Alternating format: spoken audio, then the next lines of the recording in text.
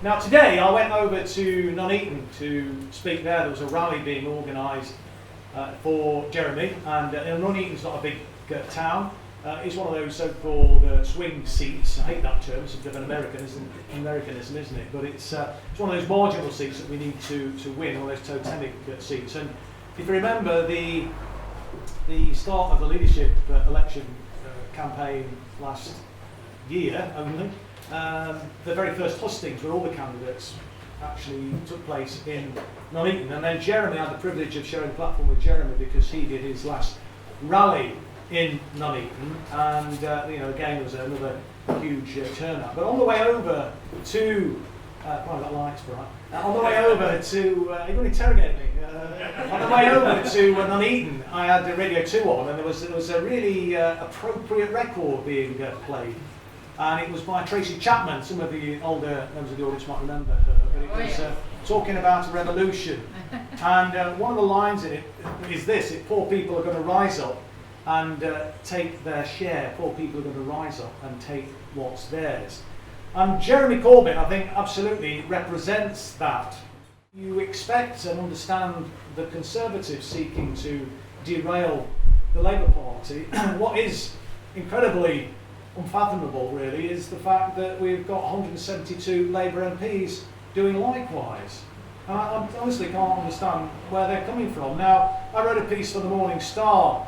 I know people take the Morning Star, it's a really good paper. If you don't take it, I can highly recommend it. But I wrote a piece for the Morning Star on Monday, and in it, I referred to the fact that we've got these Labour MPs who are destabilising the Labour Party. And it's almost as if they've been put into the Labour Party, I suggested, by Linton Crosby as sleepers 10, 20 or 30 years ago for this moment in time when for the first time a progressive socialist leader comes to power in the Labour Party, and at a time when the Conservatives are at their most vulnerable, at their most weakest, their most divided. They choose that moment, that very moment, to launch this coup. Now, I made reference to this at a rally, first rally really of the campaign in London on Wednesday night, and Jeremy was a surprise guest there. And somebody tweeted it out that Chris Williamson, speaking at the Conway Hall, had said that Labour MPs, the 172 Labour MPs, were Linton Crosby's sleepers who'd been put in the Labour Party to create a civil war. And I was inundated with complaints from Labour MPs saying how disgraceful and disgusting that was to suggest that they were Linton Crosby sleepers, and they were urging me to withdraw that remark, to apologise for it. And I got back to them and I said, look, I stand by every single word. How can you possibly do what you've done? Your actions are inexcusable. He's really given people hope now, hasn't he? For the very first time in many years now, we are now an anti-austerity party. Even Owen Smith's pitch in his leadership launch was very much tacked to the left. So, whatever happens in this leadership election, I firmly believe that Jeremy will be re-elected. He has changed the political discourse, it seems to me. Even the Tories are now kind of moving away, it seems, from austerity. But the danger is, of course, that if Jeremy is replaced, we may revert back to time. So it's really vitally important that we do everything we can to make sure that Jeremy is returned, because what we've been living through over this last sort of 37 years is a neoliberal consensus. The post-war consensus lasted 34 years, from 45 until 79, when Margaret Thatcher came to power, and then we've had this neoliberal consensus ever since. And the 13 years that we were in government was very much informed by that neoliberal consensus. And although I think the Labour government did a lot of good things, they actually weren't as bold as they should have been. They didn't transform society. They didn't invest in housing as they should have done. They didn't build the council houses that Alan talked about. In fact, the number of council houses that were built during the 13 years that Labour were in government, and I wrote this figure down somewhere, was only 7,870, which is a criminal, actually, when you think about it. But we've not just had this housing crisis as a result of this neoliberal economic agenda. We've also had a massive growth in insecure employment the offshoring of skilled and semi-skilled jobs. I remember Belper used to have quite a lot of industry in the town here. Certainly Derby did, and I think recently lost a load of jobs, didn't you, at the mill there, I believe.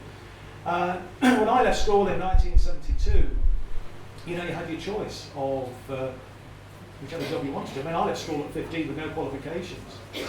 And yet, it was very easy to get a job. There was something in the order of 120,000 manufacturing jobs in Derby at that time. But many of those have disappeared now. Many of those companies that used to exist then no longer actually exist. Rolls-Royce, that used to employ 35,000 people, now only employ around 12,000 people. Still the biggest employer in the city. But what they're doing is taking public money for research and development, developing new products, then bringing them to market and manufacturing them in low-wage economies. We can't have that. And so when John McDonnell talks about a new economics, that's the sort of thing he's talking about. Yes, we're more than happy. We want to support British industry, but we want to get something in return. If we are going to put public money into more technological advances for companies like Rolls-Royce that will generate new job opportunities, we want those job opportunities to be located in the United Kingdom, not in low-wage economies. And it was really naked about 18 months ago when Rolls-Royce announced that they were going to make 2,600 job losses in their aerospace division across the world, and most of them, of course, will be in the UK, and most of the ones in the UK will be in Derby. But only 10 days later, after making this announcement that they're going to be making these job losses, they announced a big increase in the number of highly skilled engineering jobs in their Bangalore operation in India, 700 jobs. At a meeting a couple of months ago now, where there's a former MP who spoke, and he talked about, and he's written this book, he's an older chap, I think about Stan Newman's his name, I think he's in his mid-80s now, but he talked about a bloke called Ian McCarter. Everybody's ever heard of Ian McCarter. He was an elder statesman on the left of the Labour Party when I joined in 1976. But in 1944 he was a young Turk, a young radical left-wing activist, and he moved a series of resolutions at the 1944 Labour Party conference, which formed the basis of the 1945 general election manifesto.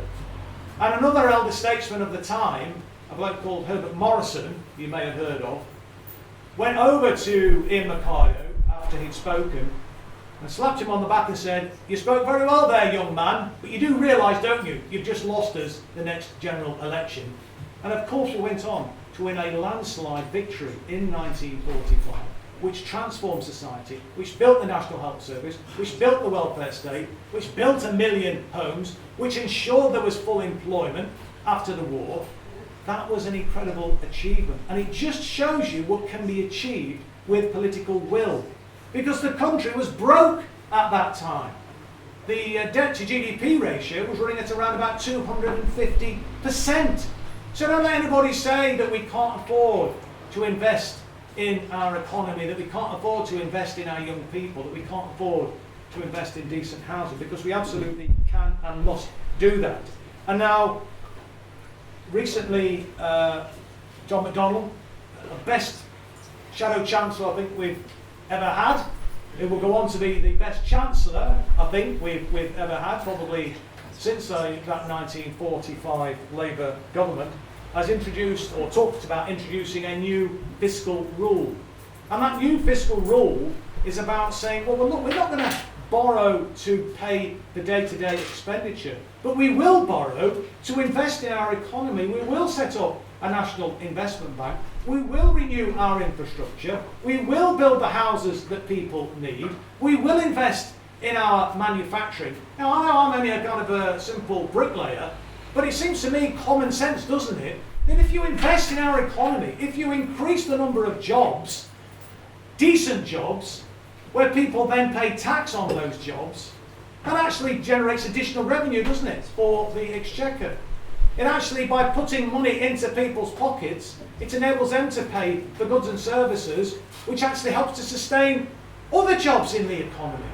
And isn't it far better to be investing in our economy and to be investing in real people and to use, if necessary, people's quantitative easing, which is about printing money, and we printed billions of pounds, I think it's 350 billion pounds, wasn't it, to prop up the banks, to keep the economy going. But I don't see much evidence that they actually then use that money to invest in our economy. They kept the bankers' bonuses going, make no mistake about that. But where is the investment in our manufacturing? Where is the investment in our housing? Where is the investment in our infrastructure? It ain't happening. And you need a proactive government with a political will to actually make that happen. And once that does start to happen, once that investment does start to take place, that actually generates an economic virtuous circle. It gives the confidence to the private sector organisations, which have got trillions of pounds on their balance sheets, but they won't invest because there's no confidence in the economy. There's no confidence in the economy because they won't invest.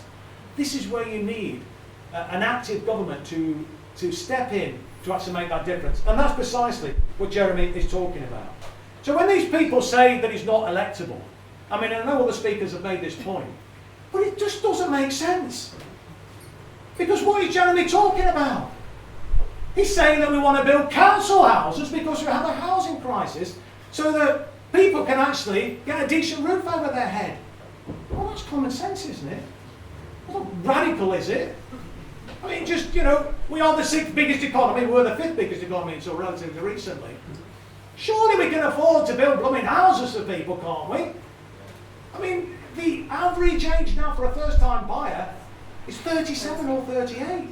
We've got a situation where kids can't leave home because they can't afford a mortgage, they can't get a council house because it's not available, and the private sector rents are ridiculously expensive. And we have this ludicrous situation in this country where we, as a nation, are subsidising high rents to the tune of in excess of £25 billion every single year. And that's going, a lot of that, into the back pockets of private landlords. And we're spending less than a billion, on building so-called affordable housing. And affordability, there's an Orwellian definition of affordability, it's 80% of market rent. And 80% of market rent is above the benefit cap. And I remember speaking at a Parliamentary Labour Party meeting and getting told off by some MPs, people like Ian Austin, for being disloyal in the PLP meeting. And if you know, Ian Austin is one of the biggest thugs in the PLP at the moment. He's utterly disruptive in PLP meetings when Jeremy goes to speak. He told me off for having the temerity to challenge Liam Byrne, who came in and said we should support this benefit cap. And I said, well, hold on. Why are we, as a Labour Party, saying that we are going to go along with a system that penalises the victims of a policy failure, a Tory policy failure? And I went on to say, and it has to be said, our policy failure as well, because we did nothing about high rents and regulating rents in the 13 years that we were in government. So it's our policy failure as well. So if we want to do something about welfare reform, let's do something about regulating rents so we keep them at a reasonable level so that people can afford to actually live in them rather than actually using the benefit system to subsidise high rents to then go into the back pockets of private landlords.